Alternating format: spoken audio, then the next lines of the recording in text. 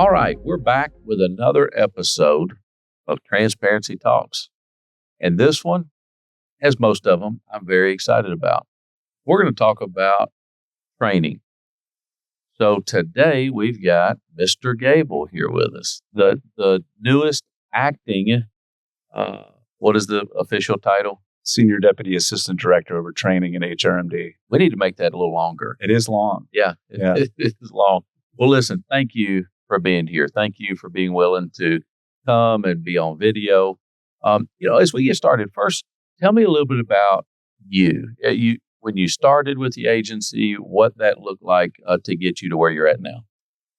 Sure. I did my doctoral studies at the University of Wisconsin-Madison, and I spent 3 years in a state forensic psychiatric hospital, and it was time for internship. And I had a mentor that told me you absolutely have to do an internship at the Bureau of Prisons. I didn't know anything about the Bureau of Prisons, but I agreed. And when I started interviewing for those positions, I was blown away by the quality of training that was offered. And I was lucky to match with the Bureau of Prisons at the United States Medical Center for Federal Prisoners in Springfield, Missouri. It's a fantastic training year. I ended up staying on with the agency as a postdoctoral fellow at the medical center in Rochester. Again, it was supposed to be a year assignment. I loved the institution. I loved the work, and I ended up staying for 15 years. After that, I spent about 5 years as one of the regional psychology services administrators. And now I've been in DC for approximately a year as the chief of our brand new employee wellness branch. And, hearing you talk early on when I got here, you could just tell your passion for training, for our staff, for employee wellness.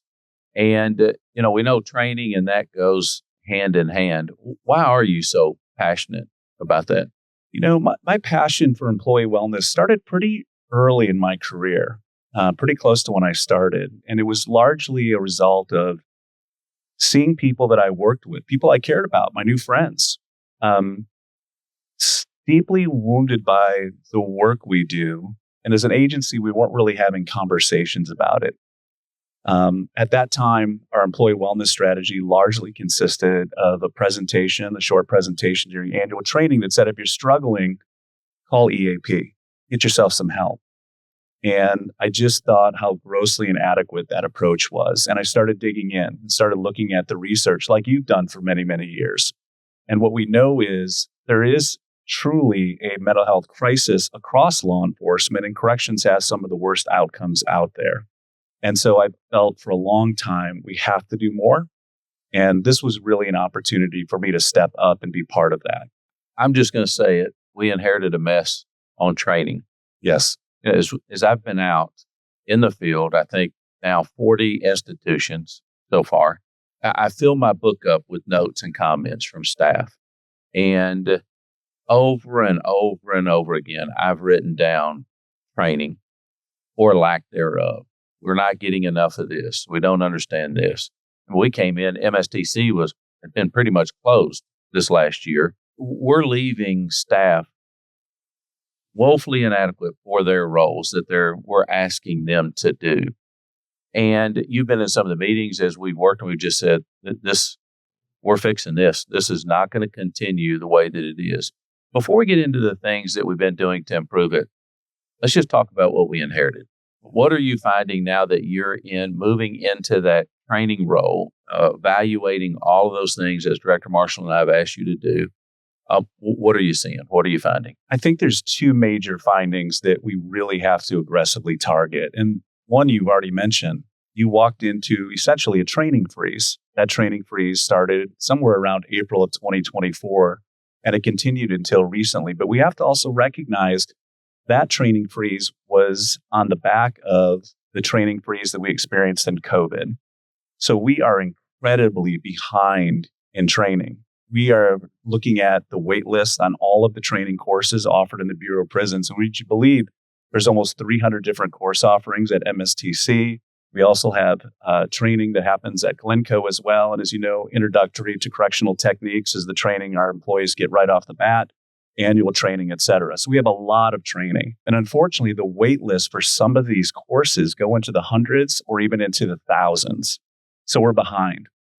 The second real issue that we're finding is that as an agency, for many years, we probably selected the worst training philosophy that exists in learning, which is often referred to as death by PowerPoint.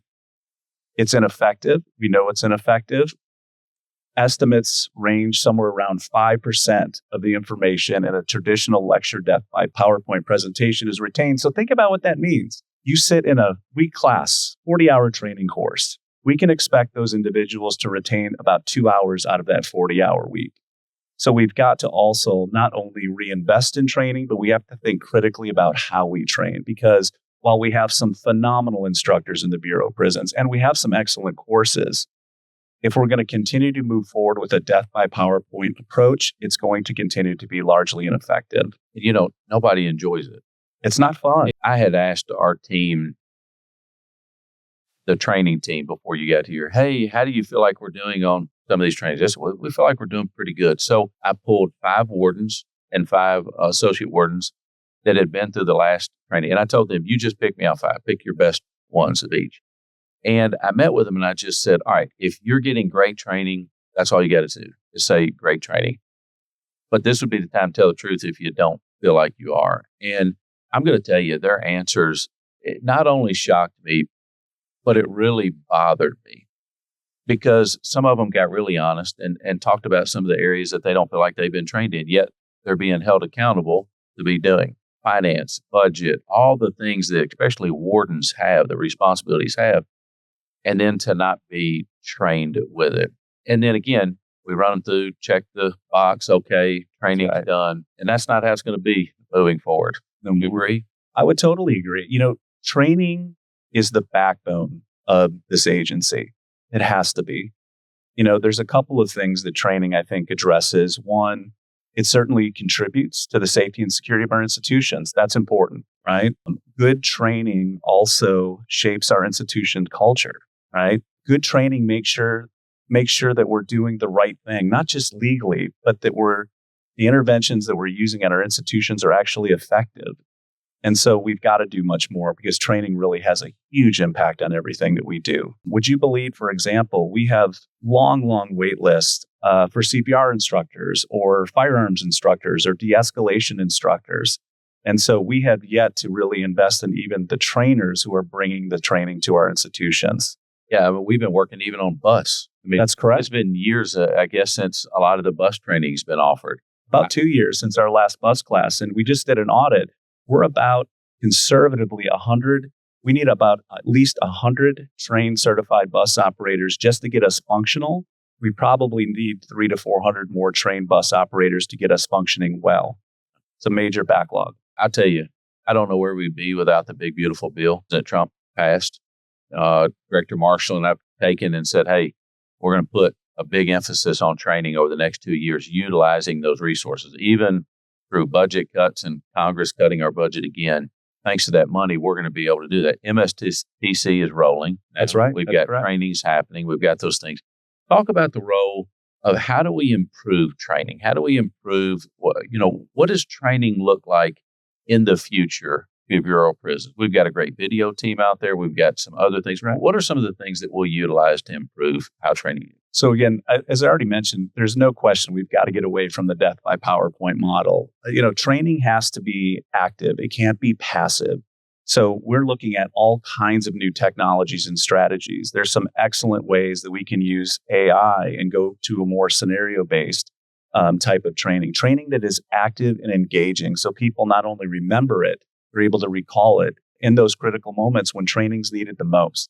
A PowerPoint presentation won't get us there. I was just qualifying firearms last week and talking to the gentleman out there, talking about the lack of training, the lack of frequency. And it is very frustrating to me to go out and see and hear people talking about how long it's been. I won't say what institution, but it's very concerning when I'm talking to a captain who's been in that role over 2 years and has not been through captains.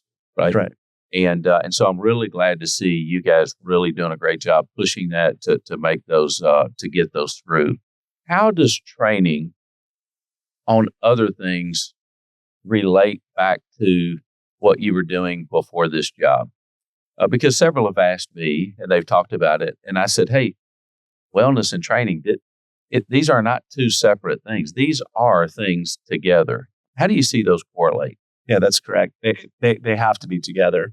I think in order to really understand the issue, we really have to take a close look at the types of outcomes that we see for people that have chosen corrections as a profession. As I mentioned earlier, the outcome data is not great. In corrections, we see people with adverse health effects from the position within 2 to 5 years. That's almost 2 decades before other professions. When we look at other outcomes like the rates of PTSD and major depression, alcoholism, divorce, and the list goes on and on. Training and wellness have to go hand in hand from day one of somebody's employment with the Bureau of Prisons. When we look at suicide, for example, we see astronomically high rates of suicide in the Bureau of Prisons. In fact, the agency started collecting numbers of employee deaths by suicide in 1987. And between 1987 and 1996, the agency had 30 employee deaths by suicide, which is way too many. But from 1997 until today, we've had 190 of our employees die by suicide. It's heartbreaking. And we can do more. We have to do more. And, one of the things that strikes me about that number, if you go back to 1997, we've unfortunately had 4 of our employees killed by an inmate. And we spent a lot of time training for that threat. And that threat is real. We have to train. There's no question about it. But how often historically we train for the biggest threat to our safety, which is ourselves, when we don't take care of ourselves? You're almost 50 times more likely to die by suicide than to be killed by an inmate. And so talking about it at annual training for 10 or 15 minutes is just grossly inadequate. So our plan is to start investing in our employees from day one, building a resilient workforce that can do the types of work that we do. Because I think you would agree, I don't know that there's a harder profession than corrections. It can certainly be incredibly rewarding. I love what we do, and I'm so happy that I chose this profession. But it's tough.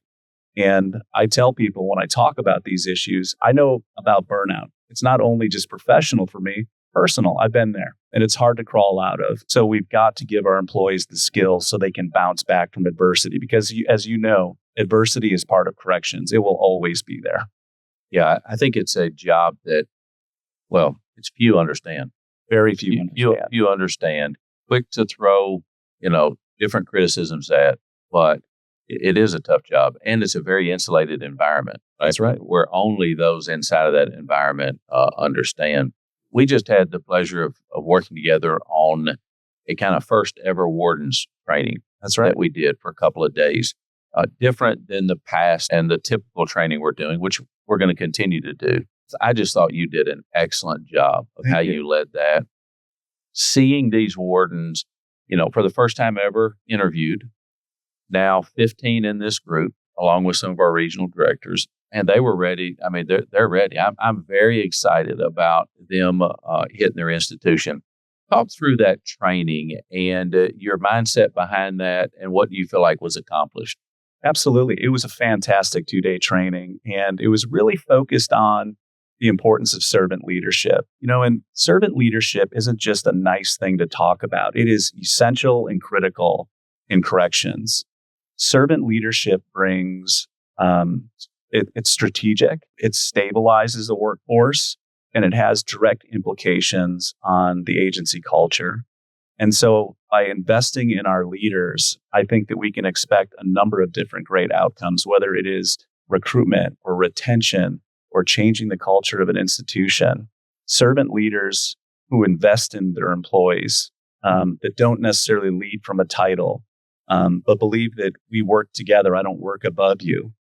People that lead with humility and ethics and compassion, people that listen. Those are the people that have a direct impact on our staff, and we need more of it. And it was great to see our new leaders and some of our seasoned leaders really engage in a wide variety of activities and training that was focused on who they are as leaders and who they want to be as leaders when they go back to their institutions. I think it was life-changing for a few people. And I would say I just enjoyed the candid conversation. Yes. Right? Everybody kind of just getting real. I don't think that happens enough inside of corrections. There were some real raw, honest conversations. It was. So, Jason, we get called out many times to the front lines. We've seen all the chaos in the news. We've seen that.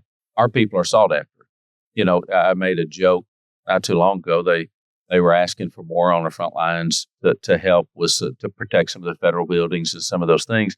And I said, hey, getting cussed at, getting stuff thrown at you, getting spit at, well, that's Monday for the staff that work inside of the BOP. That's right. And I'll tell you, our staff have made us very proud as they went out and represented us out in the field.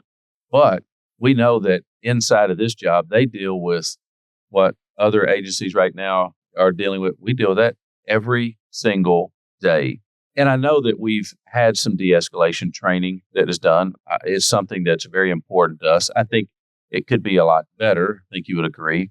Now, to the outside world, they're like, man, you guys are great. That's you know. right. But again, since our staff have to deal with it every single day, talk about what your plans are with de-escalation, where we're at and where we're going. Absolutely. You know, first and foremost, I have many friends that in the agency that are often called on to do that difficult work. And I think they really shine when they need to handle those difficult situations because of their ability to use their words and to de-escalate situations. As you said, it's something we do every day. The Bureau of Prisons has had training focused on communication for decades. But it was the First Step Act of 2018 that required us to up the amount of de-escalation training that we do. And as a result of that, we now have an 8-hour de-escalation course that is offered to all of our brand new employees.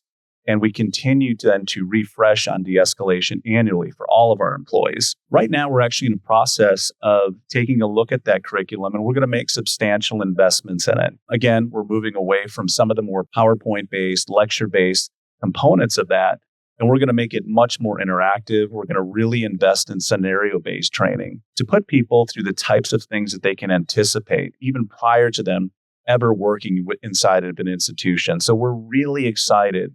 And we hope to really be leading corrections when it comes to how we de-escalate and how we train people to de-escalate. It's a critical skill, as I know you would agree, for anybody that works in our institutions. I just want to say to you how excited I am about you taking this role in training. We know that a lot of different division leaders have inherited a mess, years of underfunded, challenges and those things.